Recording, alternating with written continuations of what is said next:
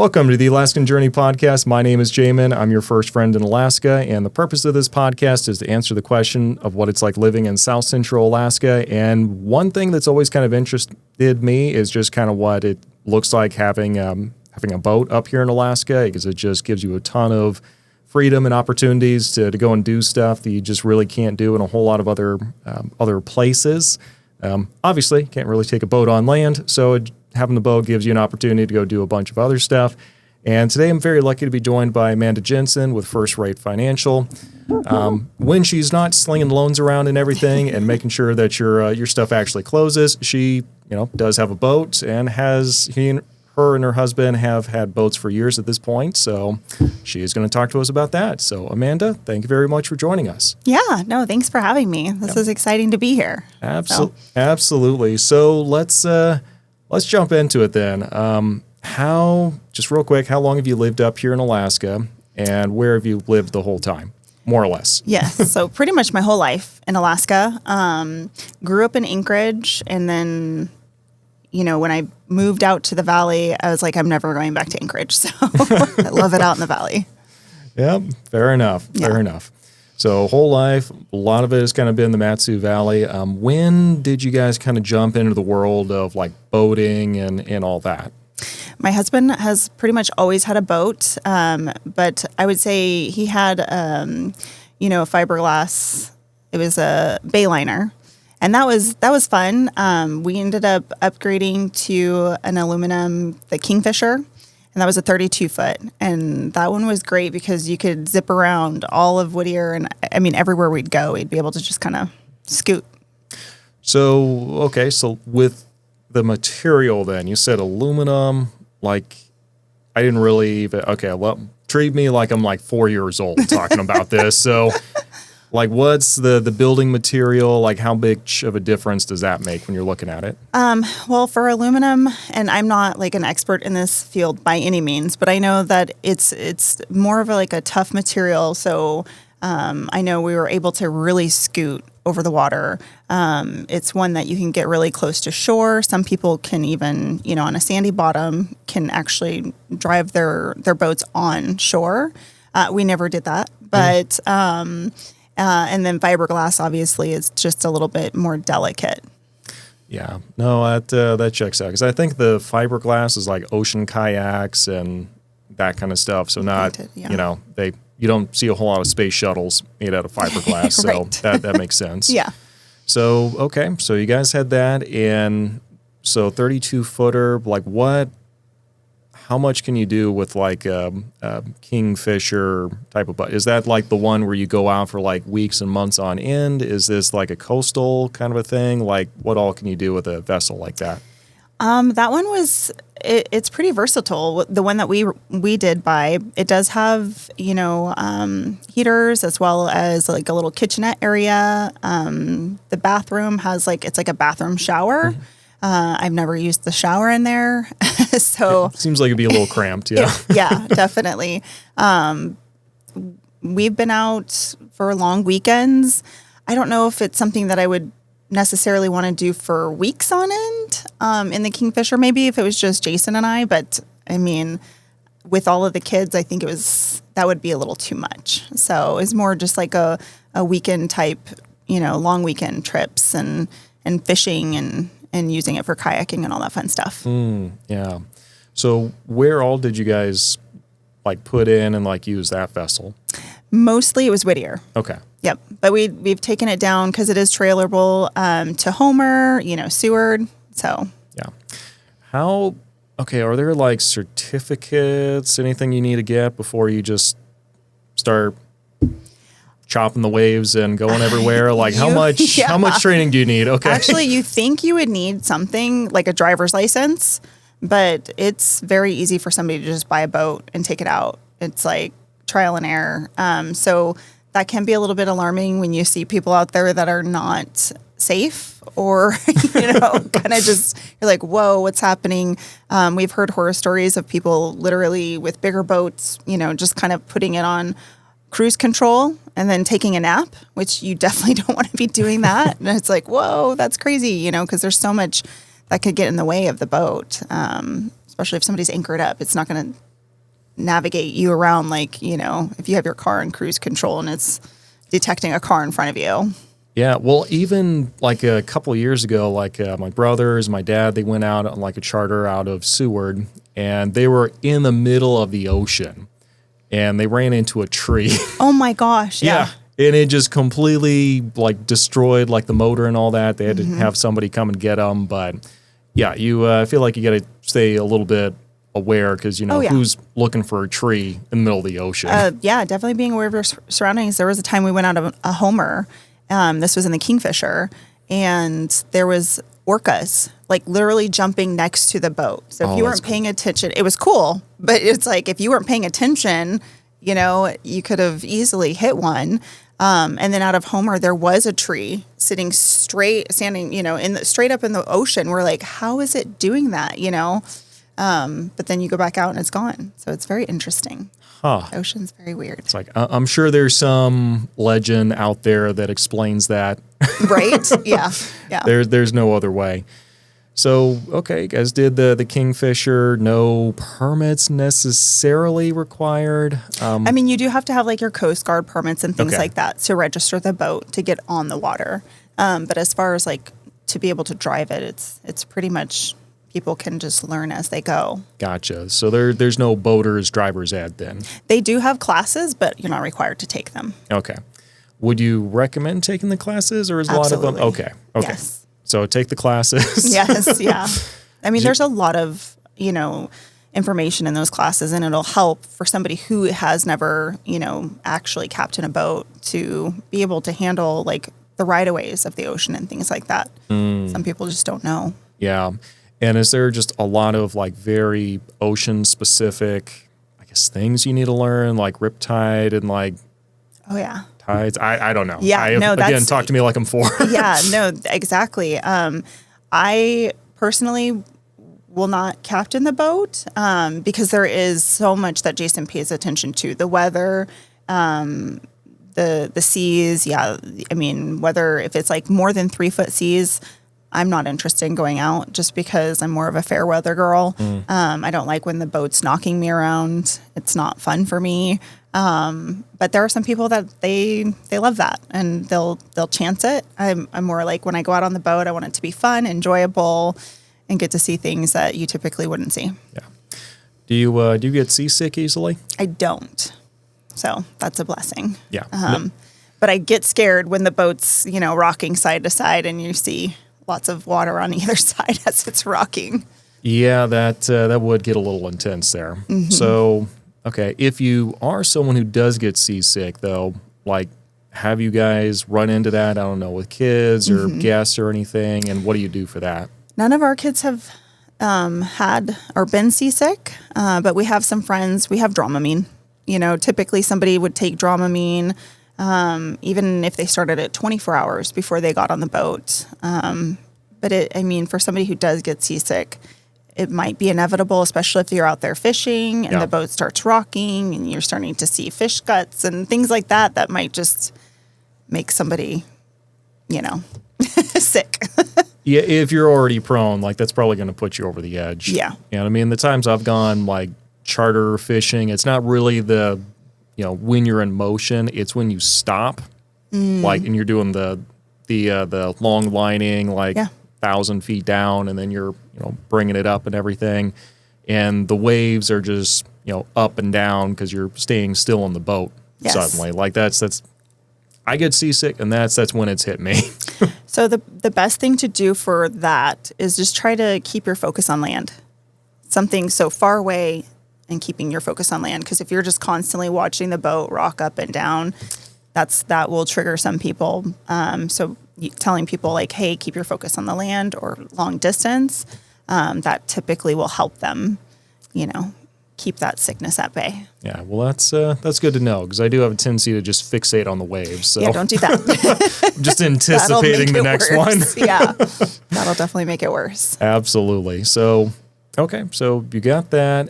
What is it like with, I don't know, the boat and like harbor and all that? Do you guys like just take the boat home with you? Do you like leave it at the harbor down in Whittier and just go get it? Like how does all that work? So both actually. With the Kingfish that we had, we sold it a couple years ago. But when we had that, we would trailer it home unless we knew we were going to go back out that following weekend. There's transient spots and things like that you can leave the boat in. And of course, you're getting charged daily by the harbor.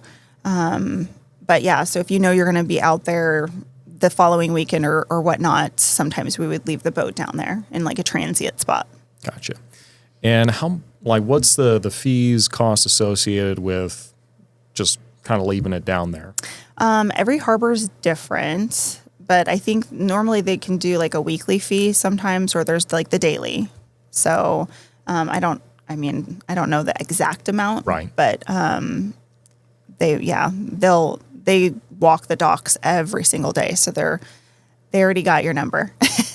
They know you're there. Yeah, no, that makes total sense. But I'm assuming we're talking hundreds and we're not talking thousands? Hundreds. Hundreds? Yeah, okay. If that. Yeah, they're pretty reasonable. Okay. Well, that's good to know then. As far as the maintenance and all that goes, like what does all that entail? Because, I'd like to say you buy a boat and it's just going to stay in perfect shape for the rest of its life. Mm-hmm. But I don't know. What does that look like? That varies, right? So, boat itself, the acronym people always say, bring on another 1,000 or bring out another 1,000. So that is very true to that. It's definitely, you're going to be throwing money. It's going to guzzle all of the money. So when it comes to gas, oil changes, basic maintenance, those are things that you definitely want to fine tune. And then probably similar with like people who are interested in flying, little planes, cub planes. It's very similar to, that kind of maintenance, I would imagine. I don't really like flying. I like the ocean more. Yeah. So being low to the ground is better for me. But yeah, I would say that the maintenance can vary depending on the age of the boat as well. If you buy an older boat, you might have to think about how many hours that motor has or that engine has on it, because those can get pretty costly to replace as well. What's an example of a lot of hours on a motor? That's a good question. I think it depends on the actual motor, but those can be thousands upon thousands of dollars to replace. Yeah. Would you say that's one of, if not the most expensive components of the boat? Like, to me, it sounds like it would be, but a whole engine replacement, yeah. Yeah. Yep. Yeah, because other little parts and pieces, they might be pretty expensive to replace, but the motor, that's really what's going to make you go. So, yeah. So for you guys then, like how often, like, could Jason just fix the stuff up himself, and how often would you guys have to go get someone to fix it up? He could fix it anytime. Like, for the most part, he can fix it. He's one of the, I think when you have a boat, you want to know the ins and outs of your boat so you can do maintenance yourself. There are places that you can take it to, but again, that's going to be pricey. So if you can learn the ins and outs of your own boat and how things work, that's going to save you quite a bit of change. So.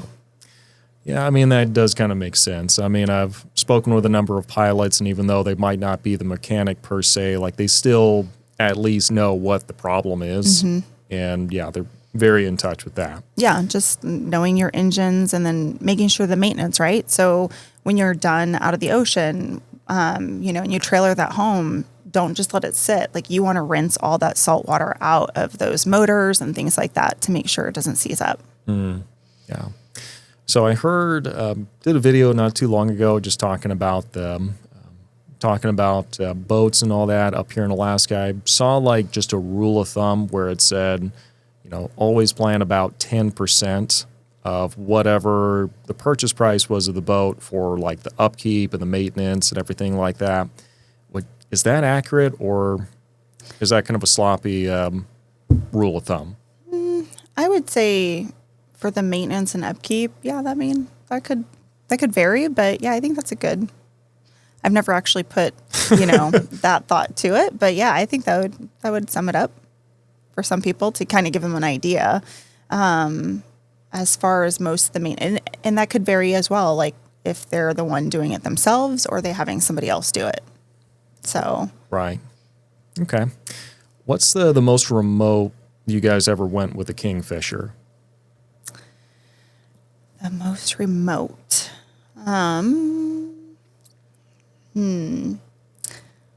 That's a good question. I mean, out of Whittier, there's so many different coves that we ventured out. I think we got the closest was out by, I think, Montague. Where's Montague at? That's pretty far out there. Okay.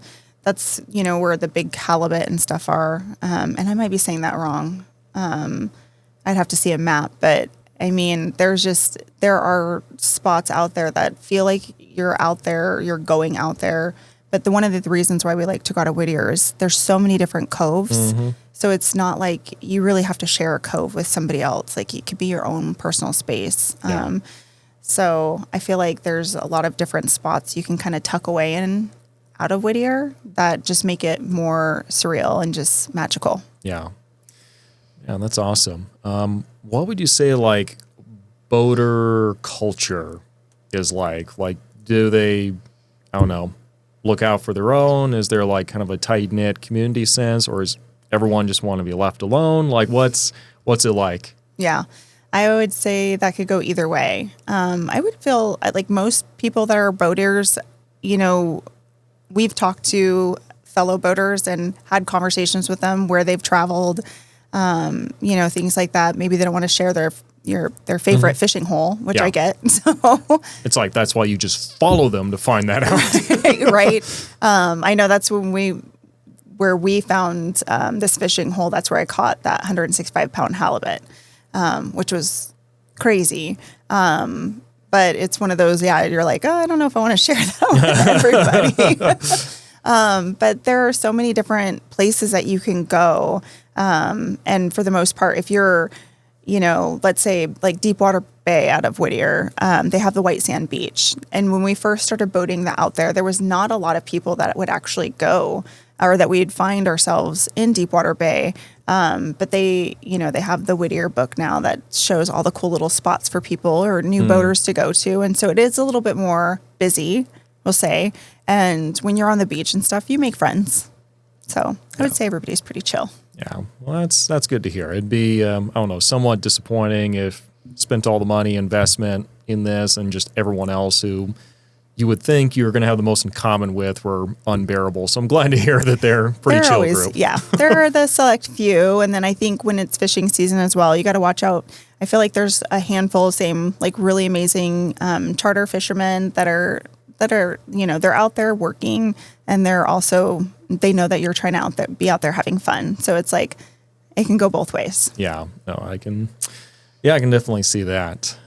So just kind of talking like price then, like how much does like a 32-foot Kingfisher boat usually go for? I mean, just ballpark estimate. And like how, I guess distance-wise, like how, I know it's going to vary depending on the sea conditions, but what's like a general range for like how far it can go?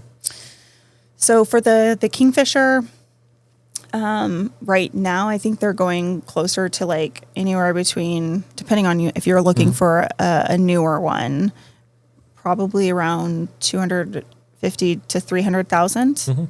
Obviously, when we purchased that, years ago, that was a lot less. Yeah. And then we had the two twin Evinrudes. I think they were 350s. Maybe they're 250s. At the time, I know Evinrude,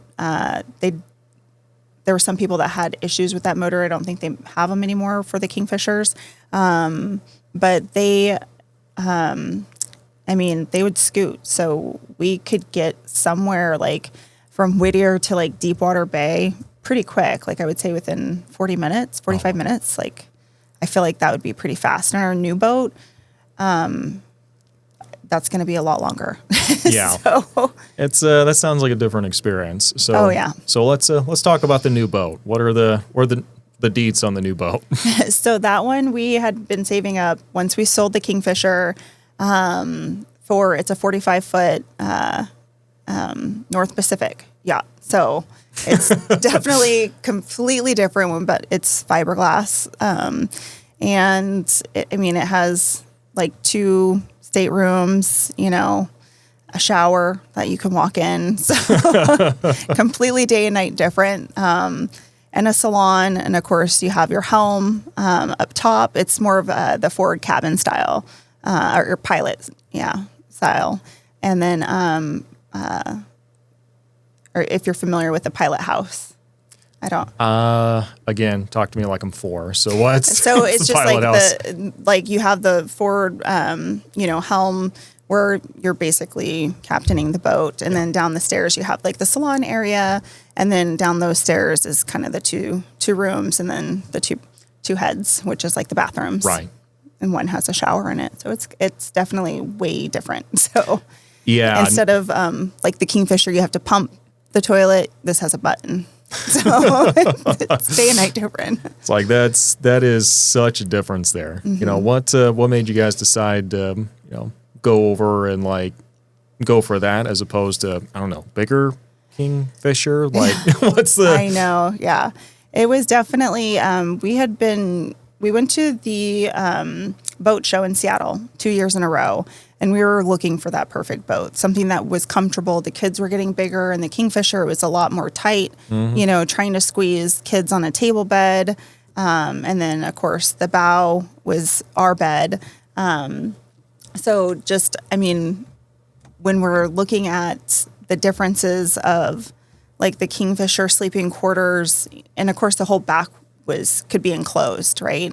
So we could fit like a queen blow-up mattress in the back if you wanted. In the summers, it could get pretty, like a sauna in there. So that's kind of like our main thing is we always are taking our kids out on the boat, and as they're getting older, they're starting to add +1s. I'm like, this is getting more cramped. And with us getting older, it's like we wanted to be more comfortable. Yeah. Our North Pacific has a washer and dryer, so this is something that we have spent like the longest, like a month out, when we brought it up from Seattle, and it was very comfortable, and so day and night different. Yeah, I was about to say, you start getting into like that classification, like that, it could almost just be like a secondary house, and like, I don't know, float the world, sail the world. I don't know. Well, whatever the term is. Yeah, this one's more of like a coastal cruiser, so it's not like we can go venture out to Hawaii. Right. So definitely not this. I don't even know if I'd want to do that even on a boat that could handle it, just because those seas can get a little bit crazy. Yeah. But this one definitely is very comfortable, and it makes it really nice. Does it have the hot tub and everything? Or? It doesn't. No, we have the high filled. It's like a little dinghy. I shouldn't say little, but it's got, it's that's nice to kind of zip around in some of the coves that we've anchored up in, especially on our venture up from Seattle. Yeah. So with the venturing up from Seattle, like, you guys bought it down there and then, floated it like up here through the inside passage, if I recall correctly.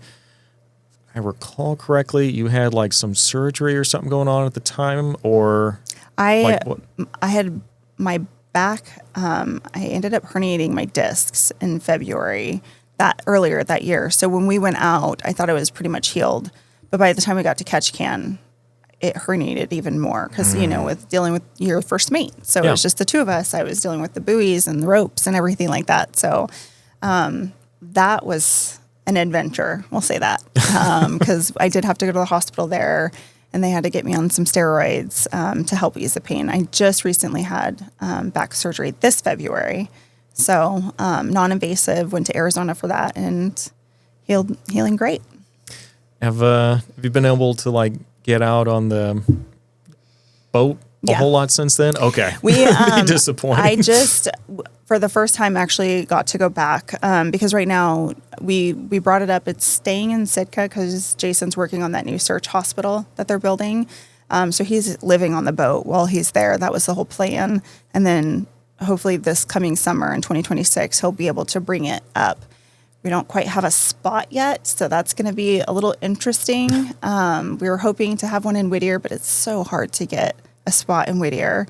But yeah, no, went back out, and it was just like riding a bike. You know, you get familiar with things again. You're like, oh my gosh, I missed this. It's so much fun being out there. So I think one of the coves that we went to, I can't remember exactly which cove it was, but it was late at night, and we came out on the back deck, and you could see the Milky Way so vividly. I was just stayed out there and watched it, you know, satellites, maybe some UFOs. Yeah. And that's the dream right there. Cause there's zero city lights, anything like that all the way around you. So yeah, just clear skies. Yeah. How does the seasonality impact like going out on your boat and everything? Because I know like the ocean never freezes, but you know, what does that look like going from summer months to the winter months? For us, we're definitely going to be winterizing it. And because he's in Southeast, you don't have to worry about that because it's not like, it doesn't get as cold like it does like in Whittier or Homer and that place, you know, those places. But once we bring it up, we will winterize it. And that's the same with the Kingfisher. We just parked it. It was garage kept. Yeah. And I don't know, are you guys going to be able to no, you're going to have to like take it to like some port and all that. Do certain ports, harbors like have better reputations than others when it comes to, I don't know, just overall reputation, ease to work with and all that? And keep in mind, those people are not going to be watching this channel, so throw them under the bus. No. I'm not really sure. I've never had any issues with any of the harbors that we've gone out of. So I don't have any complaints there. I would just say getting in Whittier would be really nice, but it's so hard right now. Just because there's so many people like wanting to get into Whittier. Because what is that, within like an hour of Anchorage, and then you've got access to the Prince William Sound, and oh yeah, I guess you could go down to Seward, but that's like double or times and a half the distance. Yeah. So, yeah. We have a 6.7 Cummins in our 45 foot. And that we were able to get it around 8 to 10 knots, or excuse me, it was guzzling 8 to 10 a gallon for every 10 knots that we were driving. So very slow. But it also has a 400 fuel tank. So that we were able to go pretty far with that. It would be interesting to see there. We've talked about taking it from Whittier to Homer and just doing transient. But right now, who knows? There's like some harbors where they're like on the personal side, you know, they're selling the slips with their boats, and it's like, we don't want the boat, we just want the slip. So, but then people are buying the boats and the slips and then just selling the boat. And I'm like, you got to have some cash to do that. Yeah, like how much does a slip cost? A slip normally on the personal side, the private side in Whittier, you're looking at close to anywhere between $250 to $280, but they don't lose value. So 250,000 or two. Wow. Yeah. Yeah. They okay. But again, they don't lose their value. But if you have somebody, there was a slip that was for sale, but he was selling his boat with it. That was like close to $500,000. And again, if you don't have that kind of cash, you're like, can I just buy the slip? Yeah, like just the slip. That's all I want. Yeah. But they want to sell it as a, package deal, and then make the person that buys the package deal to just deal with selling their boat separately. So, yeah. Well, outstanding. So, you've kind of got like the years of experience, different types of boats and everything up at this point. What would you say, like, if you had to like think through all the experiences and the memories and all that, what would you say is probably like one of, if not the most favorite memory you have out there? Oh, there's quite a few, especially in the new boat, just all the many places that we've seen so far. But there was one when we were in, I think it was, I want to say it was Cedar Bay, out of Whittier. And we had the kids with us, and they were a lot younger. on the Kingfisher, and we had built a fire on the beach. So we dinghied, it wasn't motorized. The dinghy on the Kingfisher wasn't motorized. So had hauled the wood and everything, made the fire on the beach, had the kids, roasted some marshmallows, had hot dogs and everything like that. But this was like in September, I want to say middle September, if not later in September. And it got really dark and it was just gorgeous. You could see all the stars and everything. And the water was so clear that you could literally see all the way to the bottom where the anchor was. But as we were taking the dinghy back to the boat, after we had, our fire and everything, and the kids were getting kind of tired, we were rowing the dinghy back, and the water just started to light up. And we were like, what is that? And I think they were I don't know if it was like bioluminescent jellyfish or algae or something. It was the coolest thing. And I was like, oh my gosh, look at that. And then, of course, Maddie, my youngest, she was like, what is it? Is it a shark? She's like, take me back to the boat. I'm like, it's not, just look, it's fine. There's no shark. So she kind of freaked out a little bit. But then when she finally looked, she's like, oh, okay, can you get me back to the boat? I'm like, oh my gosh, yes. So, but that's one of the enjoyable memories. And then, of course, once we got the kids back to the boat, they wanted to go to sleep and just took, you could take a fishing pole and just, play in the water, and it was just lighting up. Oh, that's so cool. Mm-hmm. Man, that's beautiful. Yeah. For someone trying to get into boating, like let's say they're starting like absolute, most they've ever done is like a canoe on a lake somewhere. Yeah.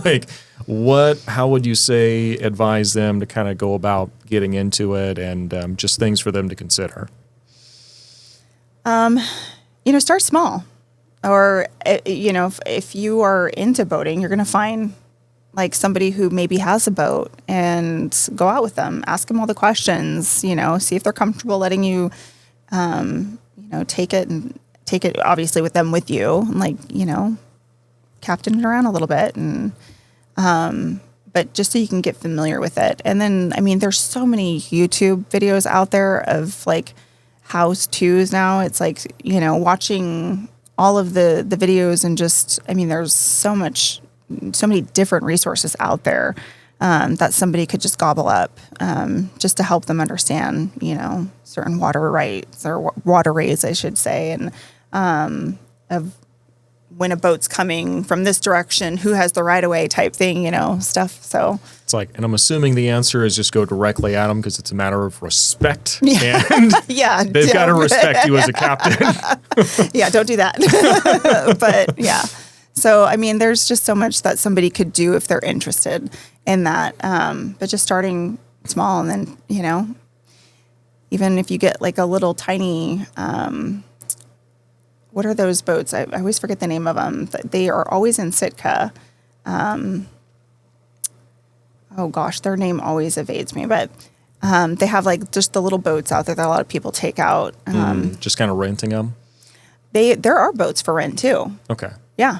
So that would terrify me, to have a boat. As the owner or the person taking it out? Well, I guess...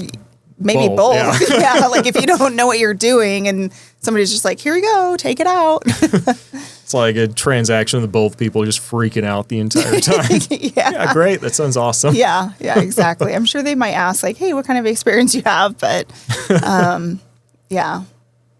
Oh, well, that's awesome. Yeah. All right. Any other, tips, tricks, anything like that for people interested in jumping into the boating world? Maybe just going to the boat shows too. And in Seattle, there's so much there that you can learn as well. Even like, all the different types of boats, depending on what somebody's interested in doing, whether they're just literally just trying to get out on the ocean to go fishing, or are they wanting to have something that they can do like a long weekend on and be a little bit cozy, those kinds of things. So right. I would say, looking at their different options for what they're looking for, and then pricing it out too, like asking like those unexpected costs, just so you can make sure you're not getting yourself backed into a corner. Because your boat's just sitting and you can't even take it out and enjoy it, that's not fun. You Yeah. know? Yeah. Gotta make sure you have enough, actual green to make it work. So Right. outstanding. Well, Amanda, I really appreciate you coming on here and kind of sharing your insight, your perspective on, the boat ownership. For everybody else, like I said, she's